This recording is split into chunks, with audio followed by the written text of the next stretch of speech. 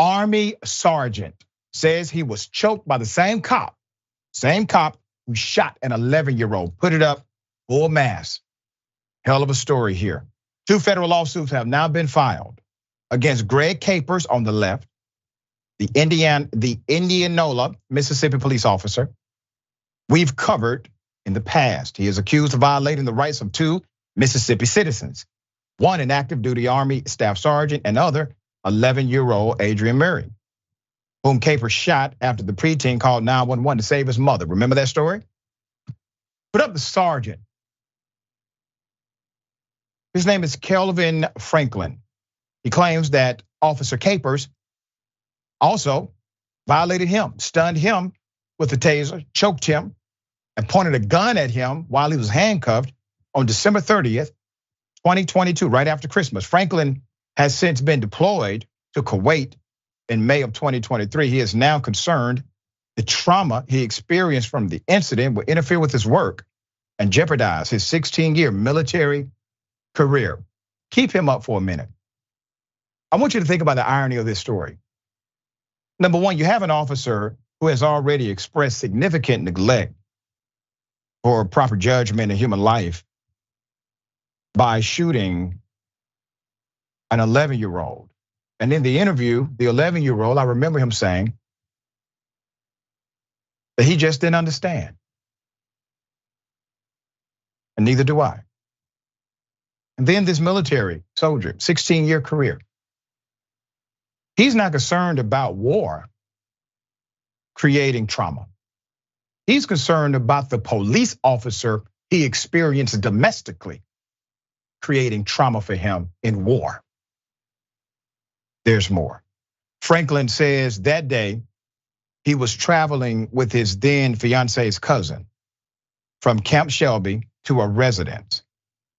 Once they arrived, there was some misunderstanding when Franklin got out of his car to get a parking decal that led to his fiance to call 911, the complaint alleges.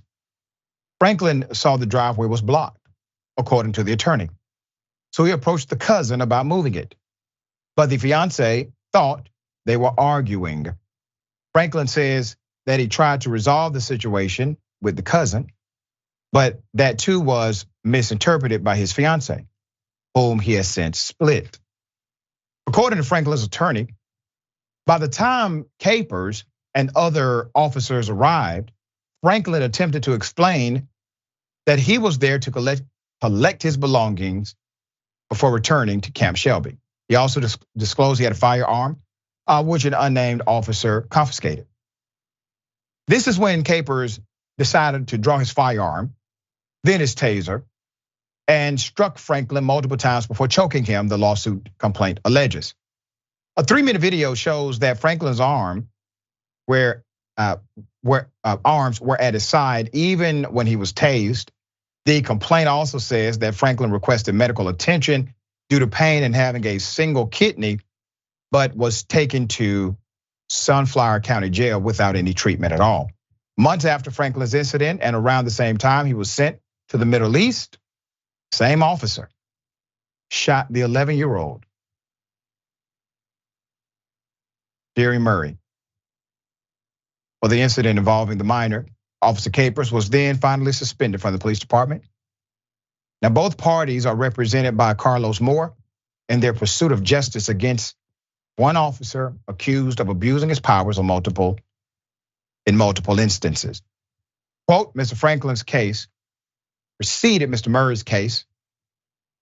And so the city had noticed that Greg Capers was an ever-present threat and danger to the citizens, said Moore. They knew he had a propensity to utilize excessive force. They did not punish him for what he did to Kelvin Franklin. And an 11-year-old was shot by Greg Capers, that same cop, several months subsequent to that. The young Murray's mother has filed a $5 million federal lawsuit on her son's behalf. We covered that, alleging that Capers, who was called for assistance in a domestic situation, instead subjected her child to violence when he shot him. Franklin filed his complaint on August 28th, seeking $500,000 in compensatory and punitive damages. attorney fees, interest, and jury trial. The lawsuit also names the city and the police chief, Sampson, and 5 unnamed officers. It asserts that Officer Caper's actions stem from the city and police chief's policies, that their failure to supervise and train officers on how to respond in high crisis situations. When you decide to keep a negligent employee on staff, that's called negligent retention. If they engage in problematic behavior that gets you sued in the future. If you hire someone and it is a clear case of, hey, this person is a threat to people, you hire them anyway, you can be under a negligent hire faction of the suit.